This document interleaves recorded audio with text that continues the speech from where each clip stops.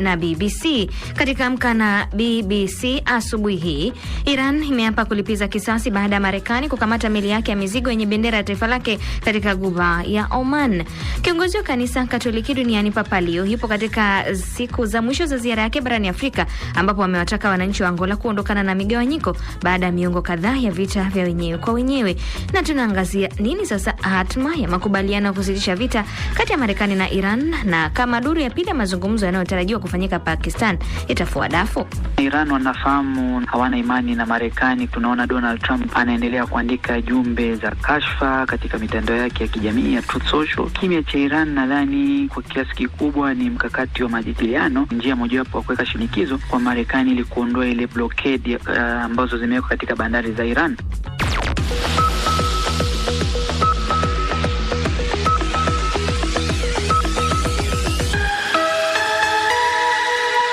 Lakini kwanza, msikilizaji, ni muktasari wa habari za ulimwengu utakaosomwa kwako na mwenzangu Sarafina Robi. Sarafina, karibu. Asante sana Skola. Tukianza moja kwa moja ni kwa Iran imeapa kulipiza kisasi baada ya Marekani kuzuia meli ya mizigo iliyokuwa na bendera ya Iran katika Ghuba ya Oman. Jeshi la Marekani linasema lilifyatua risasi kadhaa kwenye meli hiyo na kuzima injini yake baada ya kujaribu kupita kizuizi cha Marekani. Imeongeza kuwa meli hiyo ilipuuza maonyo ya mara kwa mara kwa muda wa saa 6. Msemaji wa jeshi la Iran ameuita utekaji nyara huo kwa uhalifu wa kutumia silaha na ukiukaji wa usitishaji mapigano. Mshambuliaji katika jimbo la Louisiana nchini Marekani ameuawa kwa kuwapiga risasi watoto 8 wakiwemo wanawe 7. Polisi wanasema mashambulizi hayo yalifanyika katika nyumba 3 katika mji wa Shreveport. Mwathiriwa mdogo zaidi alikuwa na umri wa mwaka mmoja. Mshambuliaji huyo aliyetambulika kwa jina la Shomer Elkins aliuawa na polisi waliokuwa wakimkimbiza baada ya kujaribu kutoroka akiwa kwenye gari la wizi.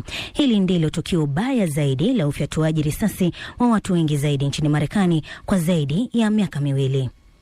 Mawaziri kadhaa wa Israel wamefungua rasmi tena Sanur, makazi ya Wayahudi katika ukingo wa Magharibi, ambapo watu walihamishwa miaka 20 iliyopita. Zaidi na Esther Lwambano. Familia 16 tayari zimehamia katika eneo hilo, ambapo kama maeneo mengine katika ukingo wa Magharibi ni kinyume cha sheria chini ya sheria za kimataifa.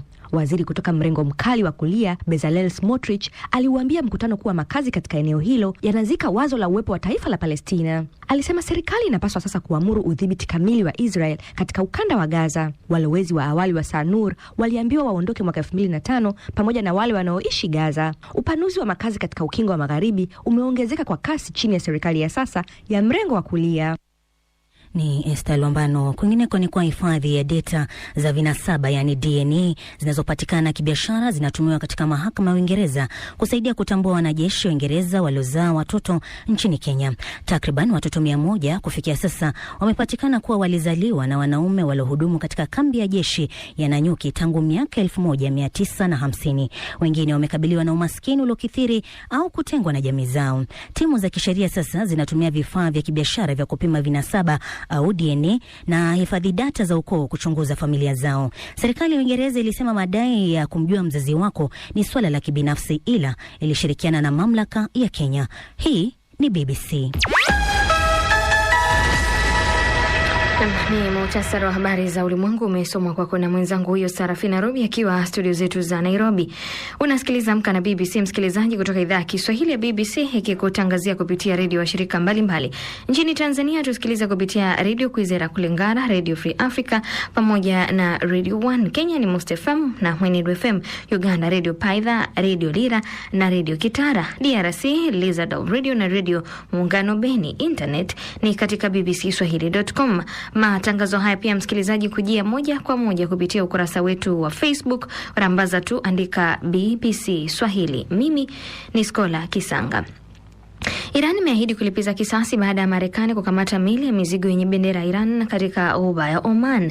Jeshi la Marekani lilisema kwamba lilifyatua risasi kadhaa kwenye meli hiyo na kuzima injini yake baada ya kujaribu kupita kizuizi kilichowekwa na Marekani. Msemaji wa jeshi la Iran ametaja hatua hiyo kama uharamia wa kutumia silaha na ukiukwaji wa usitishaji mapigano. Zaidi na Sarafina Robi.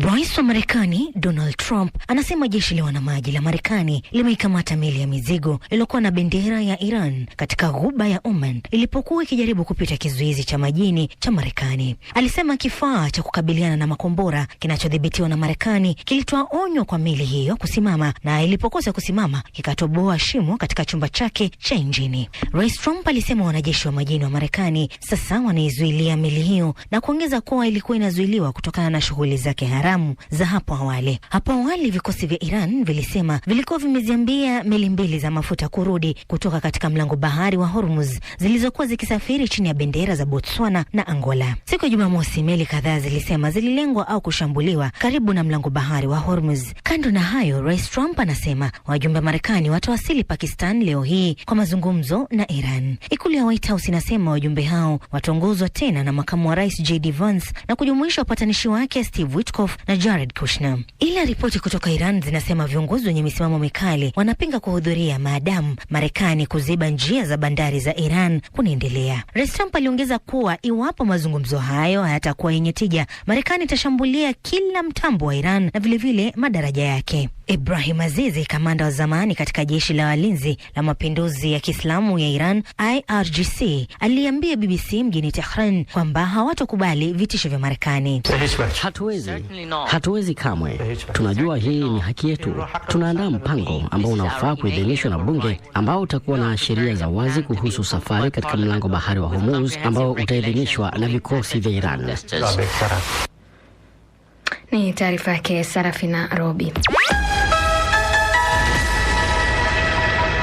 Kiongozi wa kanisa Katoliki duniani Papa Leo amewataka wananchi wa Angola kuondokana na migawanyiko baada ya miongo kadhaa ya vita vya wenyewe kwa wenyewe na kujenga pamoja taifa lao. Ujumbe huo aliutoa kwenye misa iliyofanyika katika uwanja mmoja nje ya mji mkuu na kisha katika eneo la Muksima linalotumika kwa hija, ambayo hapo awali kilikuwa ni kitovu cha utumwa kwa wale watumwa walikuwa wanapitishwa kwenye bahari ya Atlantic.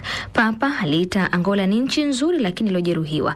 David Nkia na maelezo zaidi. Tayari Papa Leo amewasili katika mji mkuu wa Angola, Luanda, kwa awamu ya 3 ya ziara yake Afrika iliyoanza Algeria na Cameroon. Leo ni papa wa 3 kutembelea nchi hiyo yenye utajiri wa mafuta, ambapo karibu nusu ya wakazi wake ni Wakatoliki. Ziara ya papa inakuja huku Angola ikipata nafuu kutokana na mafuriko ambayo yamesababisha vifo vya watu kadhaa. Watu wengi hapa wanatumai kwamba kuwepo kwake kutaleta tumaini jipya na faraja. Wito wa Papa Leo wa amani duniani pia utasikika huku taifa hilo la kusini mwa Afrika likiwa bado linatoka katika kivuli cha maisha ya kikatili ya zamani ambayo ni vita vya wenyewe kwa wenyewe vilivyodumu kwa miaka 27 vilivyofuatia uhuru kutoka kwa Ureno. Papa Leo anatarajiwa kutembelea kanisa la karne ya 16 nchini Angola, ambapo Waangola walibatizwa kabla ya kuanza safari yao ya utumwa. Papa huyo hapo awali aliongoza misa kubwa katika mji mkuu wa Angola, Luanda. Kituo cha hivi punde zaidi cha papa katika ziara yake ya Kiafrika kimejaa ishara nyingi. Makumi kwa maelfu ya watu wamemkaribisha katika eneo la Muksima kwa ajili ya misa karibu na kaburi ambapo wale waliohusishwa na utumwa walibatizwa. Pamekuwa ni mahali muhimu pa kuhiji kusini mwa Afrika na ukumbusho dhahiri wa maovu yaliyofanywa na wazungu kwa wenyeji wa taifa hilo. Ni taarifa yake David Nkia. Mashariki mwa Kongo kumejitokeza hisia mbalimbali miongoni mwa raia, waathiriwa wa vita pamoja na wanasiasa kufuatia awamu ya 9 ya majadiliano kati ya serikali ya Kongo na M23, ambapo mafanikio makubwa yamepatikana katika kuachiliwa kwa wafungwa na ufuatiliaji wa usitishaji mapigano, lakini pia vikwazo vikubwa vimesalia kuhusu uwanja wa ndege wa kimataifa wa Goma na pia kipengele cha mahakama. Zaidi ya hayo, kutokana na kuzorota kwa hali ya maisha katika maeneo yenye mgogoro, wajumbe hao wamesisitiza tena udharura wa kulinda raia na miundombinu muhimu ikiwemo afya, maji na elimu. Kutoka Goma, Chube Ngorombi ametutumia taarifa ifuatayo. Ujumbe wa Umoja wa Mataifa katika taifa hili la DRC, MONUSCO, pamoja na mashirika ya kiraia yamekaribisha rasmi wimbi la mafanikio ya kidiplomasia kufuatia mazungumzo ya hali ya juu ya Uswizi. Mazungumzo hayo yaliyofanyika kuanzia Aprili 13 hadi 18 yaliwaleta pamoja wawakilishi wa serikali ya DRC na AFC M23. Hii ni sehemu ya mchakato mpana wa Doha unaowezeshwa na muungano wenye nguvu ikiwa ni pamoja na Qatar, Marekani, Umoja wa Afrika na Uswizi. Baadhi ya raia wameunga mkono mazungumzo hayo licha kuwa wengine wana mashaka dhidi ya utekelezaji wake. Moise Hangi ni mwanaharakati wa vuguvugu la Lucha. Ni kitu ya muhimu kama hiyo masikilizano ambayo imekuwa yatatekelezwa kwa ujumla. Tunajua ya kwamba sio mara ya kwanza M23 na serikali wanasaini hivyo vibarua. Kulikuwa ingine kibarua ambacho walisaini Bayern, ila hali kwenye uwanja hakuna kitu ambacho kilibadilika. Tunasubiri tuone hiyo kibarua kiheshimike. Hata hivyo, ushindi mkuu unaotokana na mkutano wa kilele wa wiki nzima ni kukaribia kuimarishwa kwa itifaki ya ufikiaji wa kibinadamu na ulinzi wa mahakama. MONUSCO ilisifu pande zote mbili kwa kujitolea kufikia haraka, salama na bila vikwazo vya kibinadamu, jambo ambalo baadhi ya vyama vya upinzani vimepokea kama moja ya njia muhimu ya kuimarisha usalama nchini Kongo. Laurent Kaungwa ni mwanachama wa upinzani unaounga mkono Martin Fayulu mashariki mwa DRC.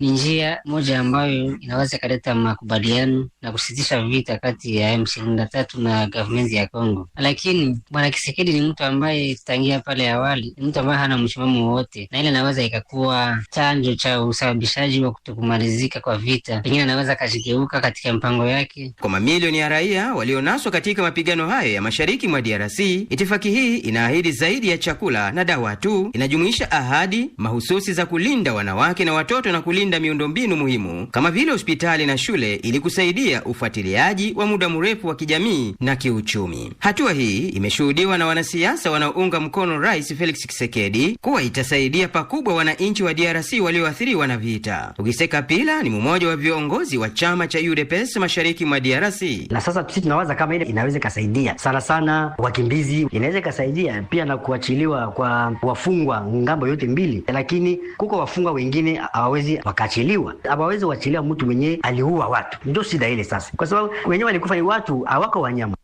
Na asante Chube Ngorombi kwa taarifa hiyo. Na sasa wacha niwasalimie mashabiki wa Arsenal. Acha niwapoze Mbona furahi si Arsenal? Man U, Of course, ni Manchester. Man City. Tende kazi. Sasa skola ligi kusoka England imeendelea mwishoni mwa juma, ambapo Jumapili kulikuwa ni michezo minne. Aston Villa wakaitandika Sunderland 4-3, Everton wakakungutwa 2-1 na Liverpool. Nottingham Forest 4, Burnley 1, huku mchezo mkubwa zaidi skola akiwa ni kati ya Manchester City dhidi ya Arsenal. Na sasa mbio za ubingwa bado zipo wazi baada ya timu hizi mbili, kwani Arsenal yupo kileleni na alama 70 huku City wakifuatia na alama 67, lakini wana faida mchezo mmoja mkononi. Wanasema huenda ikawa ni yale ya Arsenal kuchukua ubingwa baada ya mbio za muda mrefu. Unaonga lakini wendi mjini. Leo hii ligi hiyo itaendelea kwa mchezo mmoja, Crystal Palace dhidi ya West Ham United. Vingine kwa Bayern Munich wametoa taji la 35 la ligi hiyo Jumapili kwa kufunga Stuttgart kwenye uwanja wa Allianz Arena, ukitajwa kama wakati mzuri zaidi kwa Munich baada ya wapinzani wa Borussia Dortmund kushindwa na Hoffenheim Jumamosi. Bayern walihitaji sare pekee ili kushinda taji la 13 katika misimu 14. Bayern walitoka nyuma na kuitandika Stuttgart 4-2 na kocha wa klabu hiyo